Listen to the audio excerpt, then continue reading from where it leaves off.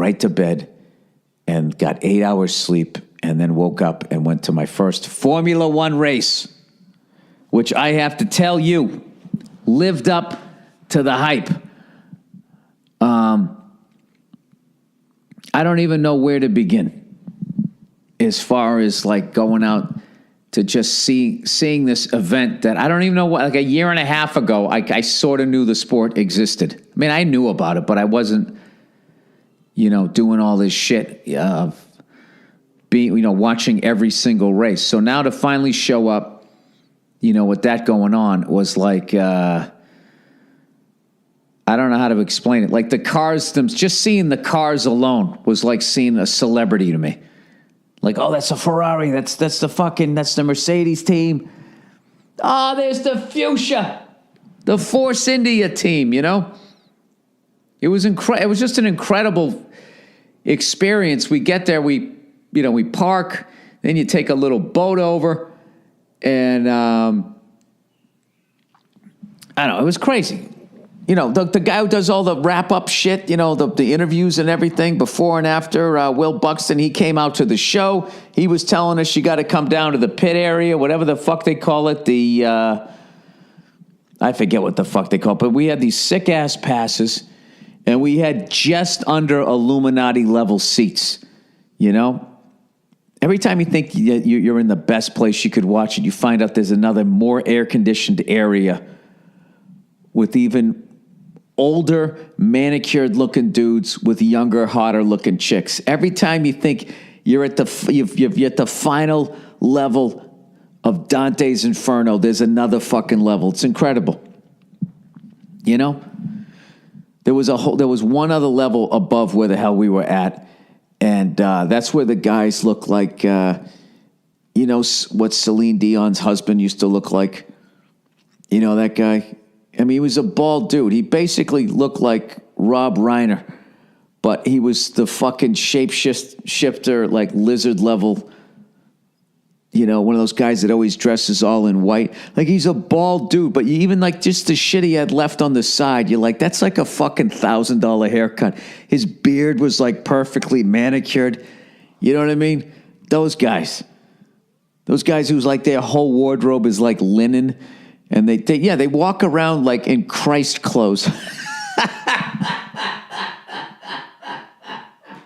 They're always on the French Riviera. They're always in a fucking yacht. They got private jets. And then there's always some meerkat-looking chick sitting next to them that's like fucking like, 21, 22. And you're like, oh my God. Did you pull up in your fucking World Cup sailboat, go into a town and just walk up to these broke people who just, genetic, they hit the lottery, genetics, and had this beautiful girl and you just took her away? The open-toed fucking sandals. I remember that guy, Celine Dion's husband. I just remember he not only was he bald, but his head was perfectly tan, so it didn't even look bad. And then he just had this angelic white hair on the side. Same thing with like his beard. It was a different kind of white. Like those fancy fucking paints you can get where there's just a hint of another color in there. I don't know what was in there, but you can see why Celine was just so in love that she was punching herself in the fucking chest every night. Couldn't wait to get back. I mean, if that's what his fucking hair and then side of his head and his beard look like, can you imagine this guy's pubes? He had like a perfectly tan junk, with his fucking angelic winged pubes. I can't even imagine it. We didn't get to that level. We got to the level where it was a bunch of people, like, just fucking real race fans. We got to the level where we had a canopy, and I still got a fucking sunburn. That's how white I am. Because the sun wasn't on my head, but it hit my fucking chest, so it got all fucking red. And, but I want to thank everybody at the F1 race. Everyone was so fucking cool. So, long story short, I got to make it funny, man. I had such a good time. So, we're sitting... Like, if you watch a replay of the race, when they come out of the pit, you know, to rejoin the race, right where they hit the acceleration. You know, they got to drive like fucking 2.5 miles an hour, and then they get to this point where they can fucking take off, right? Right where they take off was where we were sitting. And we could see turn 1 and then turn 2. And it's a whole other game trying to watch the race when you're there. If you don't have I wish I brought like a radio so I could have figured out what the fuck was going on, because I didn't know what happened to Vettel. I didn't know that the Red Bull guy, you know, who was it? Maximilian there? Max Verstappen, right? He clipped the front of his car. I had no idea what was going on. All I know is he pitted really early, and I was like, what the fuck? And all of a sudden he went from second place to like 15th or last in the race. So I kind of knew, but I had no idea what happened. I didn't know that fucking, what's his face there? Kimi Räikkönen. I didn't know that he had problems with his brakes. We had no fucking idea. No idea. And it was so fucking loud. You had earplugs in, and the guy's talking over it, but it's just so goddamn loud. I'm jumping all over the story here. Dude, we took a little boat over. We parked in a garage, and then you get in this little boat, takes you over there. And then Will hooked us up down in the whole fucking, whatever the fuck they call it, because of the P. And we got to look at the garages and all that shit. And we went into the Red Bull one. And me, Verzi, and Themelis got to meet Daniel Ricciardo, who I famously called Ricky Räikkönen or some shit. Daniel Ricciardo. Nicest fucking guy ever. And by the way, I want to be in the shape of an F1 driver. This guy's a fucking ridiculous. This guy was like, I don't know, he's like 5'11", so he's got me by an inch or so. He was probably 30 pounds lighter than me. It's fucking amazing. And he goes, yeah, we get weighed twice a day right before the, you know, during the race week or whatever. And was joking about some fucking broccoli thing, that drink he just drank, and how much weight they lose when they're in the car and all that type of stuff. I really want to thank Red Bull Racing for how cool and nice they were and everything. They were kind of the exact opposite of this fucking cunt we met from the Ferrari team. Granted, it was after the race, and I thought one of the guys was cool. He was really, really nice. But the first guy we met was a cunt, but I think he thought we were being cunts because I didn't understand. I knew that Ferrari was having a nightmare of a day, but I didn't realize the level. I mean, I thought it was still cool that, you know, Vettel was able to work his way back up to the field. And I was kind of paying attention to him. I wasn't paying attention to Kimi. So when I went down there, I didn't know what to say. The guy was like, after the race, all those Ferrari guys are like smoking cigarettes too. It's fucking hilarious. All tanned up, fucking smoking cigarettes. And I just walked up and I was just like, hey man, is it okay if Verzi gets a picture with you? Because he wanted a picture with somebody from Ferrari. You know, he's half Sicilian, you know? So the guy's he's like, yeah. And I said, hey, you know, good race today. You know, you guys, at least you got by the Forced India guys. And his face just dropped. And I swear to God, in his face, I understood the entire history and the pressure of working on Ferrari. Like, he just looked at us. He didn't say anything. And then he just went, and I said, and I was trying to make it nice again.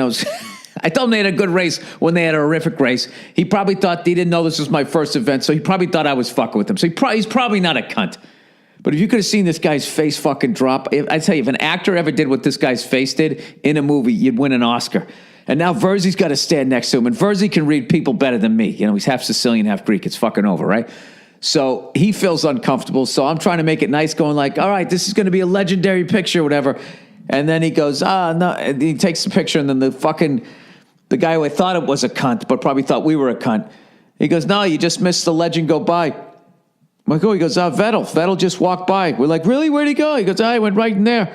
And we believed him. And then Andrew figured out later that he was just fucking with us. And then we met somebody else in the Ferrari team, who was really nice. But anyways, it was just an amazing fucking time. I don't even know. I don't know. I don't know how to do it justice. It was too much to try to put all into one. I guess I started at the fucking middle and then went back to the beginning and then I went to the end of the fucking race. Just know in the end, we were sitting outside of Lewis Hamilton's garage, after everybody left and there was all these fans there and they introduced the whole team. The crowd goes crazy. Like racing's really big with the fans.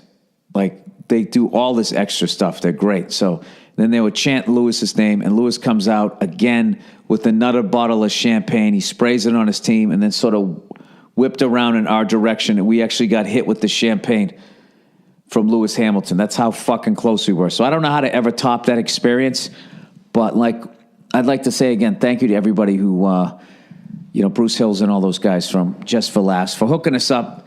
We had a great time, and I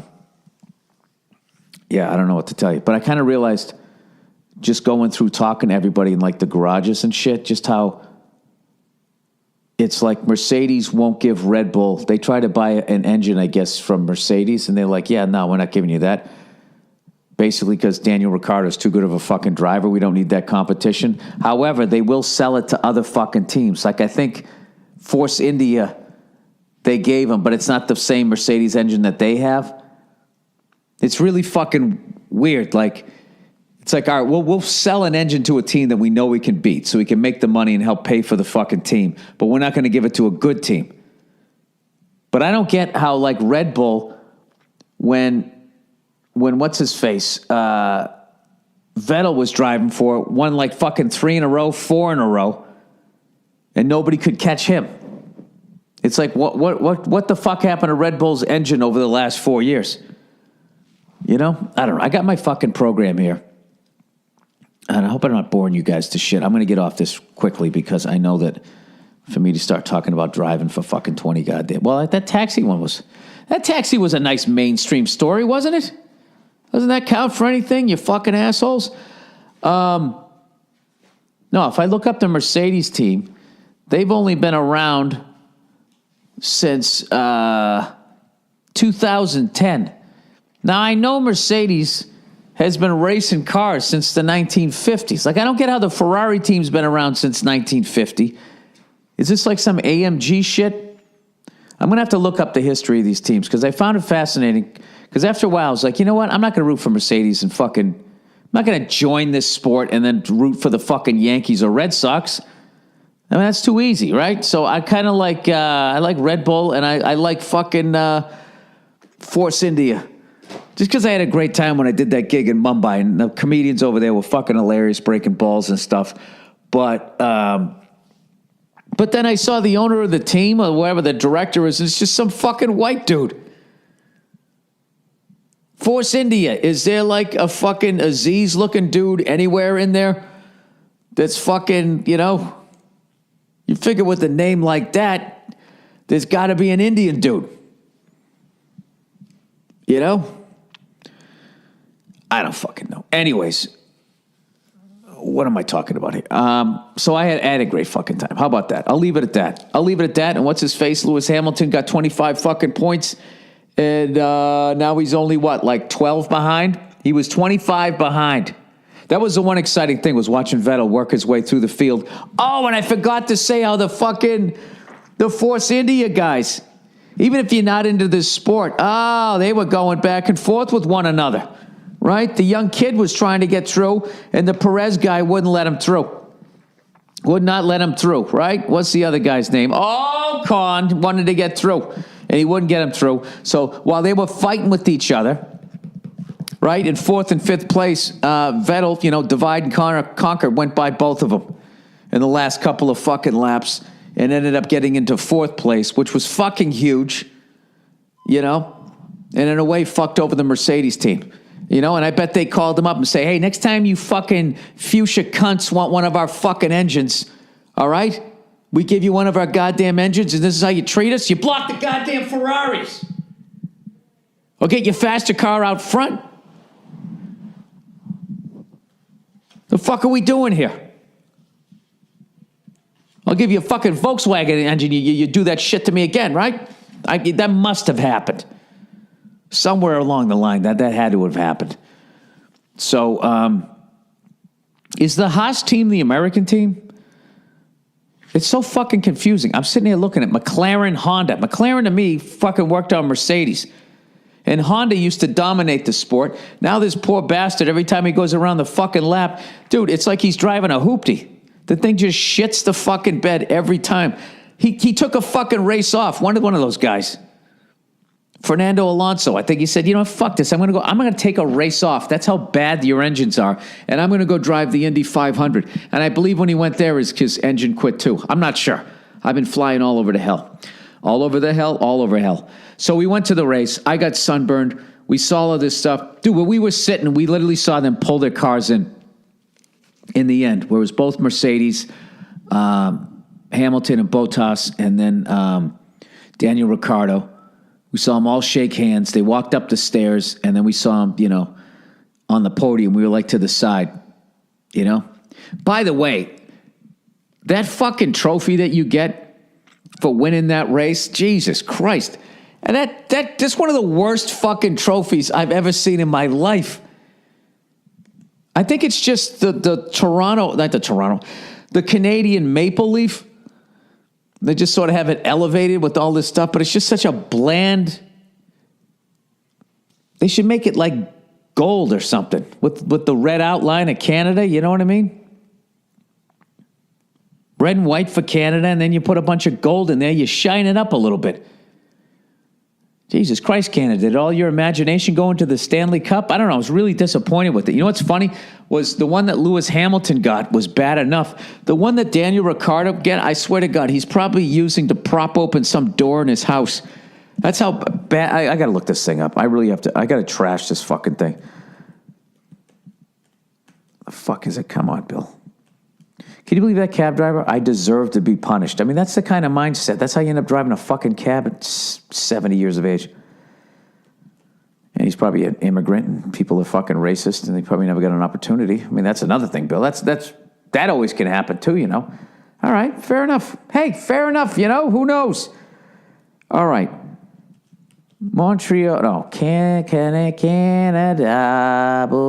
Canada Grand Prix. You know who's enjoying me talking about this right now is Nashville Predator fans. Because the last thing, maybe it looks a little bit better. It's got a little gold in there.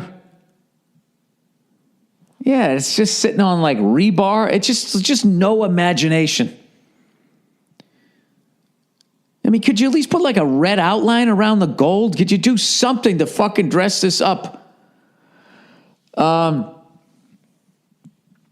swear to God, if there's some fucked up reason I ever won that race, I don't know. I got so into this game, this fucking sport, and I somehow lost 90 pounds so I could actually not be causing the car to lose. And I somehow beat Lewis Hamilton and Vettel in a non-Mercedes, non-Ferrari engine car. If they brought that trophy out to me, and I just lost fucking 5 pounds, pissing myself as I'm driving around the goddamn track, I just would be like, yeah, you keep that thing. You keep it. Why don't you go back and finish making that trophy, and then I'll accept it. I'm sure that wouldn't cause any international incident.